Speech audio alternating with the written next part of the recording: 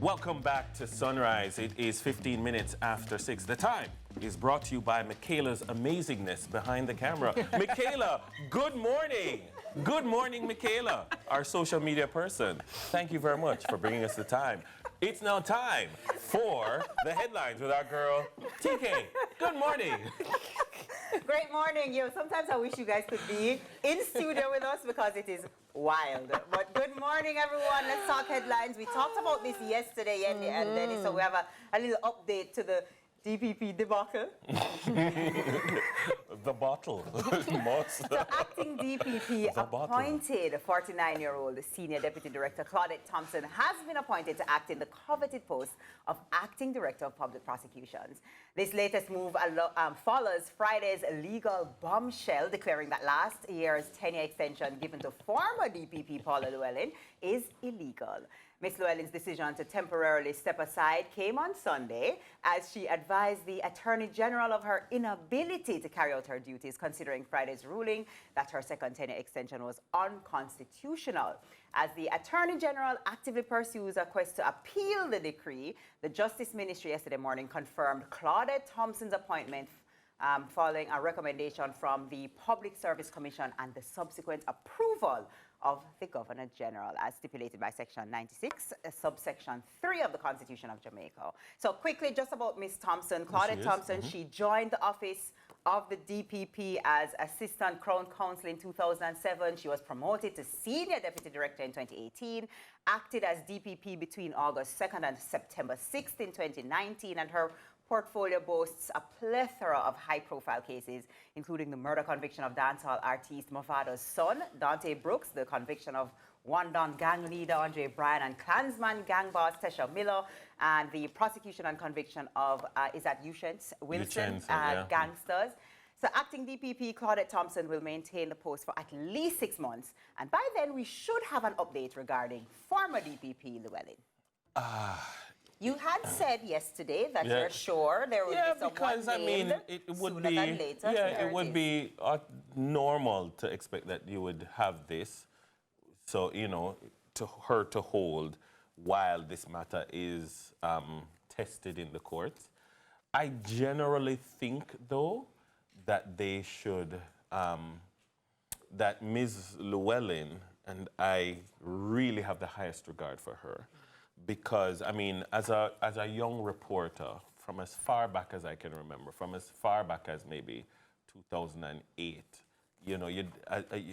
I at least developed some kind of a rapport with her because, being on your producing content and you say something that's off in terms of the law, and you'll get a call in the newsroom, and you'll hear, there it is.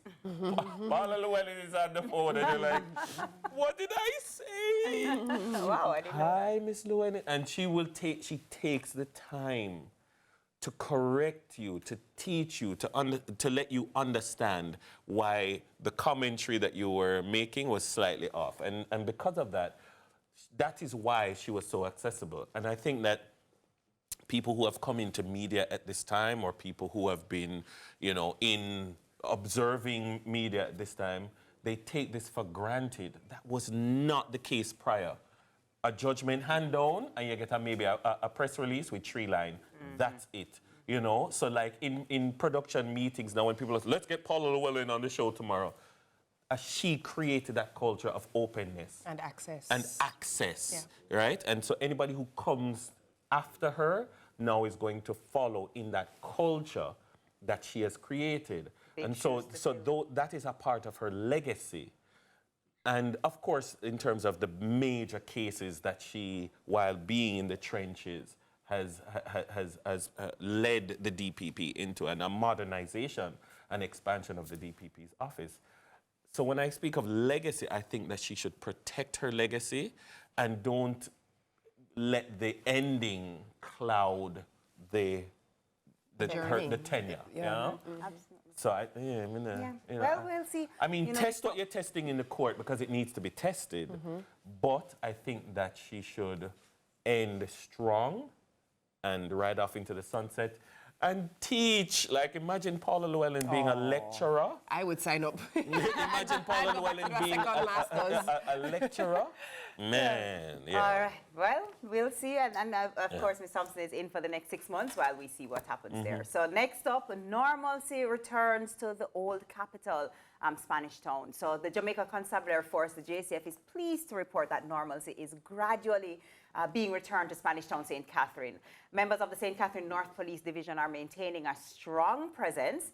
Superintendent of Police SP Hopton Nicholson, commanding officer for the St. Catherine North Division, visited the affected area on Monday, April 22, where he observed regularity between commuters and businesses.